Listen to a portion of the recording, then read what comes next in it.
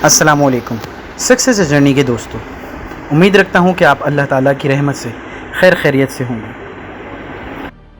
دوستو، ایک مسلمان ہونے کی حیثیت سے اس دنیا میں کوئی ایسی جگہ نہیں جو خانہ کعبہ کی طرح مقدس اور مرکزی حیثیت رکھتی ہو ہمارے لیے، بلکہ تمام انسانیت اور کل کائنات کے لیے بھی۔ یہ مقام سعودی عرب میں وادی حجاز میں واقع ہے۔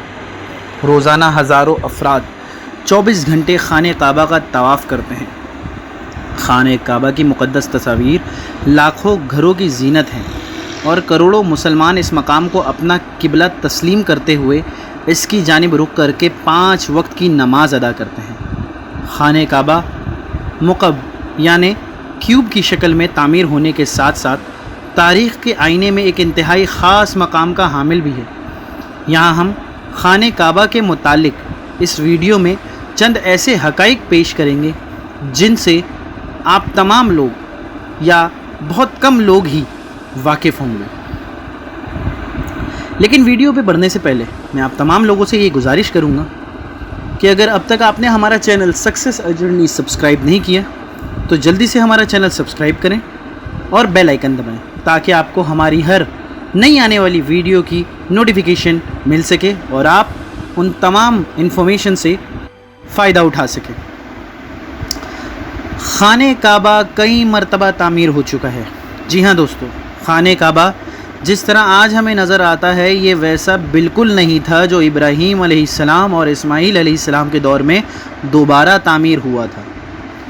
وقت کے ساتھ پیش آنے والی قدرتی آفات اور حادثات کی وجہ سے اس کو دوبارہ تعمیر کرنے کی ضرورت پڑتی رہی ہے۔ بے شک ہم سب جانتے ہیں کہ خانہ کعبہ کی دوبارہ تعمیر کا ایک بڑا حصہ نبی کریم صلی اللہ علیہ وآلہ وسلم کی زندگی میں اعلان نبوت سے قبل ممکن ہو چکا تھا۔ یہ وہ وقت تھا جب نبی کریم صلی اللہ علیہ وآلہ وسلم نے ایک بڑی خون ریزی کو اپنی دور اندیشی سے روکا تھا۔ ایک بڑے کپڑے میں حجر اسود کو رکھ کر ہر قبیلے کے سردار سے اٹھوایا تھا۔ اس کے بعد آنے والے وقت میں کئی مرتبہ خانہ کعبہ کی تعمیر ہوتی رہی ہے۔ آخر میں خانہ کعبہ کی تفصیل سے آرائش 1996 میں ہوئی تھی، جس کے نتیجے میں بہت سارے پتھروں کو ہٹا دیا گیا تھا اور بنیاد کو مضبوط کر کے نئی چھت ڈالی گئی تھی۔ یہ اب تک کی آخری بڑی تعمیر ہے اور اب خانہ کعبہ کی عمارت کو پہلے سے کہیں زیادہ مضبوط تصور کیا جاتا ہے۔ خانہ کعبہ کے 2 دروازے اور ایک کھڑکی ہوا کرتی تھی۔ دوبارہ تعمیر کیے جانے سے قبل خانہ کعبہ کا ایک دروازہ اندر داخل ہونے کے لیے اور ایک باہر جانے کے لیے استعمال ہوتا تھا۔ ایک زمانے تک خانہ کعبہ میں ایک کھڑکی ہوا کرتی تھی۔ خانہ کعبہ کی جو شکل آج موجود ہے اس میں صرف دروازے ہیں، کھڑکی نہیں۔ خانہ کعبہ کے مختلف رنگ۔ ہم لوگوں نے خانہ کعبہ کو ہمیشہ کالے رنگ کی کسوہ اور سونے کے دھاگوں میں دیکھنے کی ایسی عادت ہو چکی ہے کہ ہم اس کو کسی اور رنگ میں تصور بھی نہیں کر سکتے۔ یہ روایت عباسد جن کے گھر کا رنگ کالا تھا کئی دور سے چلی آ رہی ہے، لیکن اس سے قبل خانہ کعبہ مختلف رنگ کے غلاف سے ڈھکا رہتا تھا۔ ان رنگوں میں ہرا، لال اور سفید رنگ شامل ہے۔ خانہ کعبہ کی چابیاں خاندان کی تحویل میں ہیں۔ فتح مکہ کے وقت نبی کریم صلی اللہ علیہ وآلہ وسلم کو خانہ کعبہ کی چابیاں دی گئی تھیں، لیکن بجائے اس کے کہ آپ صلی اللہ علیہ وآلہ وسلم یہ چابیاں اپنے پاس رکھتے، آپ نے یہ چابیاں بنی شائبہ خاندان کے عثمان بن طلحہ کو واپس کر دیں۔ اس وقت سے آج تک وہ ان چابیوں کے روایتی رکھوالے ہیں اور نبی کریم صلی اللہ علیہ وآلہ وسلم کے نادر الفاظ کی روشنی میں یہ چابیاں ہمیشہ ان کے پاس ہی محفوظ رہیں گی۔ حضور پاک صلی اللہ علیہ وسلم نے فرمایا، اے بنی طلحہ، یہ چابیاں روز قیامت تک تیری تحویل میں رہیں گی، سوائے اس کے کہ زور زبردستی تجھ سے غیر اخلاقی طریقے سے چھین لی جائیں۔ پہلے خانہ کعبہ عوام کے لیے کھلا رہتا تھا۔ پہلے خانہ کعبہ ہفتے میں 2 مرتبہ عوام کے لیے کھلا ہوتا تھا اور کوئی بھی خانہ کعبہ کے اندر داخل ہو کر عبادت کر سکتا تھا، لیکن موجودہ زمانے میں زائرین کی تعداد زیادہ ہونے اور دوسری وجوہات کی بنا پر خانہ کعبہ کو اب سال میں صرف 2 مرتبہ ہی کھولا جاتا ہے اور اس میں صرف اعلیٰ شخصیات اور خاص مہمان ہی داخل ہو سکتے ہیں۔ خانہ کعبہ کے آس پاس تیراکی کی جا سکتی تھی۔ خانہ کعبہ کی وادی کے نچلے حصے میں ہونے کی وجہ سے دیگر مسائل میں سے ایک مسئلہ یہ تھا کہ جب بارش ہوا کرتی تھی تو وادی میں سیلاب آ جایا کرتا تھا۔ یہ مکہ جیسے شہر کے لیے کوئی انوکھی بات نہیں تھی، لیکن یہ بات دوسرے مسائل کی وجہ بنتی تھی۔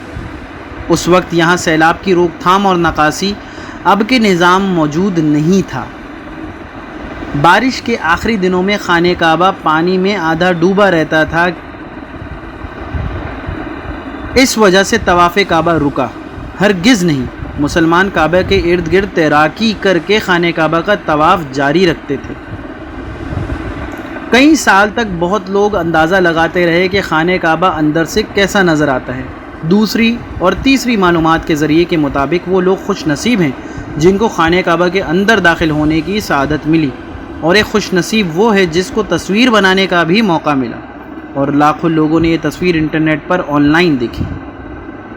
خانہ کعبہ کے اندر کا حصہ سنگ مرمر اور ہرے رنگ کے کپڑے سے ڈھکا ہوا ہے۔ جس دور کے حکمران نے خانہ کعبہ کی دوبارہ آرائش کروائی تھی، اس نے خانہ کعبہ کے اندر اپنے نام کی تختی بھی لگوائی۔ خانہ کعبہ کے بالکل اوپر جنت میں ایک اور خانہ کعبہ بھی موجود ہے جس کو بیت المعمور کہتے ہیں۔ اس کا اشارہ قرآن پاک میں بھی موجود ہے، اور نبی کریم صلی اللہ علیہ وآلہ وسلم نے بھی اس بات کی نشاندہی کی ہے۔ اللہ کے نبی صلی اللہ علیہ وآلہ وسلم نے معراج کا واقعہ سناتے ہوئے فرمایا، جب مجھے بیت المعمور اللہ کا گھر دکھایا گیا تو میں نے حضرت جبرائیل سے پوچھا۔ انہوں نے جواب دیا کہ یہ بیت المعمور ہے جہاں 70,000 فرشتے روزانہ اللہ کی عبادت کرتے ہیں، اور جب وہ یہاں سے جاتے ہیں تو واپس نہیں آتے، ہمیشہ نیا دستہ آتا ہے۔ یعنی ایک فرشتے کو صرف اس کے طواف کی ایک بار ہی سعادت ملتی ہے۔ کیا آپ نے کبھی اس بات پر غور کیا کہ حجر اسود چاندی کے سانچے میں کیوں گھرا رہتا ہے؟ کچھ لوگوں کا خیال ہے کہ حجر اسود حجاج بن یوسف کی فوج کے ہاتھوں مارے گئے تھے۔ پتھر لگنے کی وجہ سے وقت ٹوٹ گیا تھا۔ اس نے حضرت عبداللہ بن زبیر رضی اللہ تعالیٰ عنہ پر لشکر کشی کی تھی۔ کچھ ذرائع کے مطابق حجر اسود بحرین سے تعلق رکھنے والے اسماعیلی گروپ کاکمیشینز کے ہاتھوں ٹوٹ گیا تھا۔ ان لوگوں کا یہ خیال تھا کہ حج مبارک ایک توہین پرستی کا عمل ہے۔ اپنی بات کو سچ ثابت کرنے کے لیے ان لوگوں نے 10,000 حجاج کو مار کر ان کی باقیات کو آب زمزم کے کنویں میں پھینک دیا تھا۔ یہ غیر انسانی عمل کافی نہیں ہے۔ یہ شیطان حجر اسود کو عرب کے مشرق میں لے گئے اور پھر عراق کے شہر قفا لے گئے، جہاں اس کے عوض تاوان وصول کیا۔ جب ان کو مجبور کیا گیا تو ان لوگوں نے اسے خلیفہ عباسد کو واپس کر دیا، لیکن جب اسے واپس کیا گیا تو وہ ٹکڑوں میں تھا، اور اس کو یکجان کرنے کا صرف ایک طریقہ سمجھ آیا تھا، اس کو چاندی کے سانچے میں رکھا جائے۔ کچھ تاریخ دانوں کے مطابق اس مقدس پتھر کے کچھ حصے آج بھی کہیں گم ہیں۔ خانہ کعبہ کی شکل مکعب نہیں تھی، مینس کے کیوب۔ مکعب کی شکل سے مشہور خانہ کعبہ دراصل مستطیل کی شکل کا ہے۔ خانہ کعبہ کبھی بھی مکعب کی شکل نہیں تھا۔